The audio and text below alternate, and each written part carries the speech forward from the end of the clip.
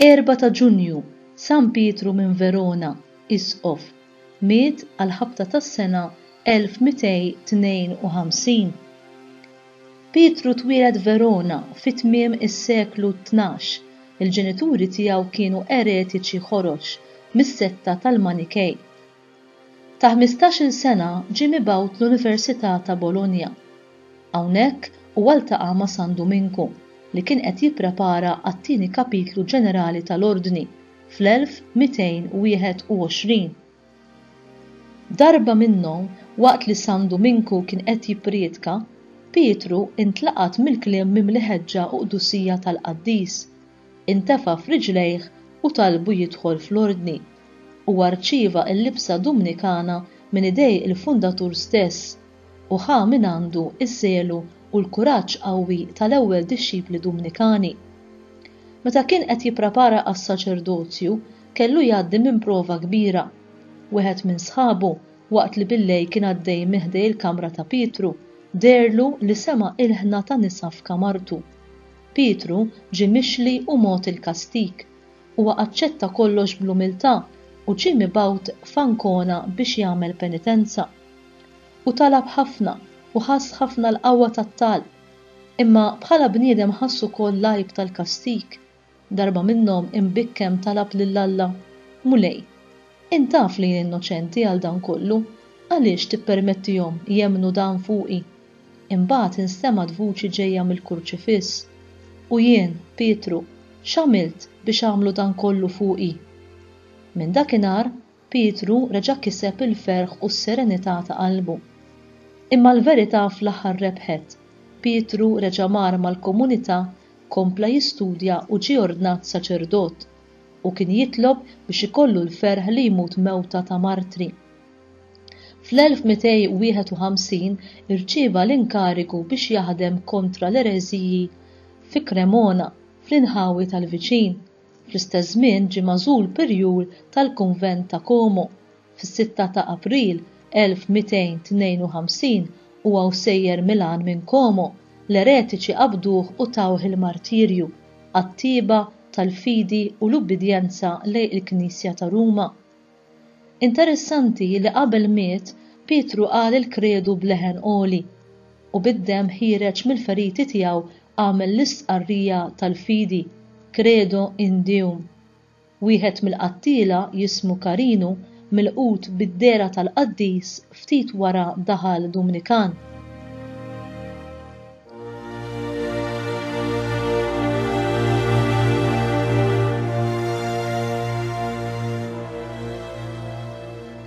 Dan li ġej huwa kliem Brother Louis Camilleri li tiegħu għaddejja l-kawża ta' venerazzjoni.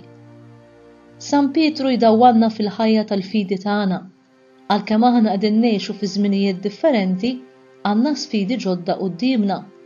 Ix-xhieda tal-fidi tagħna trid tidher fil-ħajja tagħna ta' kuljum, fil-kelma, fl-eżempju u fil-ħidma tagħna biex inkunu dak li Ġesu rid minna, li nkunu dawl tad-dinja u melaħ tal-art. Bħal Pietru irid ikollna l-kuraġġ nuru li nemmnu ta' bilħaq fil-valuri nsara. Hekk naslu biex nitqabdu t-taqbida t-tajba tal-fidi tagħna u nirbħu għal Kristu għad kbir ta' irwieħ. San Pietru ħabb ħafna l-Knisja. Fi żminijietna kollox qed jiġi ġġudikat u ikkritikat saħansitra l-Knisja. Forsi aktar milli wieħed jikkritika l-Knisja, ikun aħjar jekk l-ewwel nistaqsu kemm qed ngħixu ta' membri ħajjin u attivi f'din il-Knisja. Anzi, kemm lesti biex nissakrifikaw ruħna liha. Dan il-Qaddis huwa dawl għalina l-koll illum. Ejjew inkunu verament ġebel ħaj fid-dar tal-arusa ta' Kristu. Fir-realtà, lanqas il-passat tagħna ma jgħod la darba rrejnieh, imma dak li verament jgħod huwa kif qed ngħixu il-fidi tagħna fil-mument, fid-djar tagħna, fil-gruppi tagħna, fil-komunitajiet tagħna, fuq il-postijiet tax-xogħol tagħna, fis-soċjetà tagħna u fid-dinja tagħna. Jeħtieġ nistudjaw lilna nfusna ħalli naraw kif naħsbuha, kif naġixxu u kif ngħixu. Kuntant nilbsu l-maskra biex nuru dak li aħna maħniex, biex noġbu lid-dinja u ninsew lill-Alla.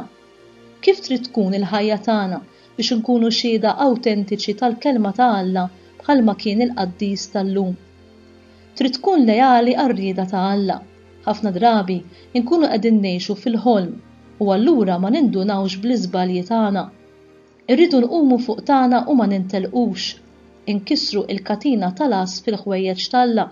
Ħafna drabi, anzi dejjem insibu ħin għal ħeltiġijiet materjali tagħna, għal mistrieħ tagħna iżda lil Alla nofrulu bis-skużi.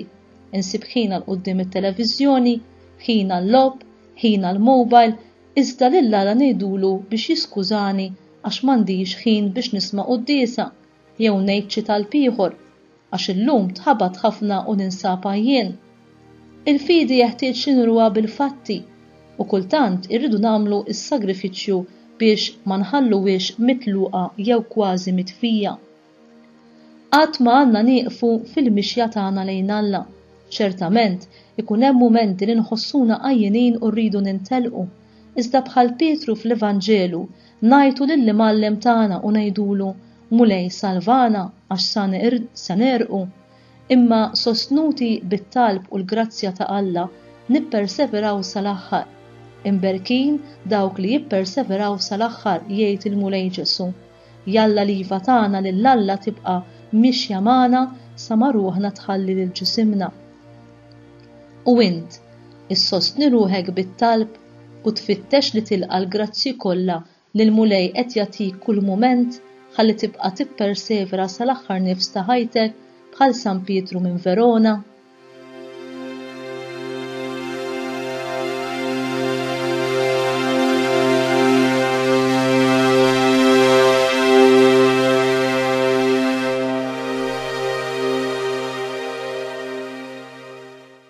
Talba.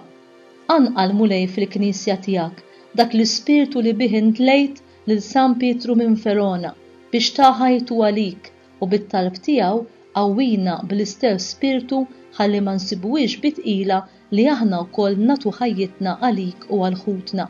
Nitolbuk dan bi Kristu Sidna. Amen.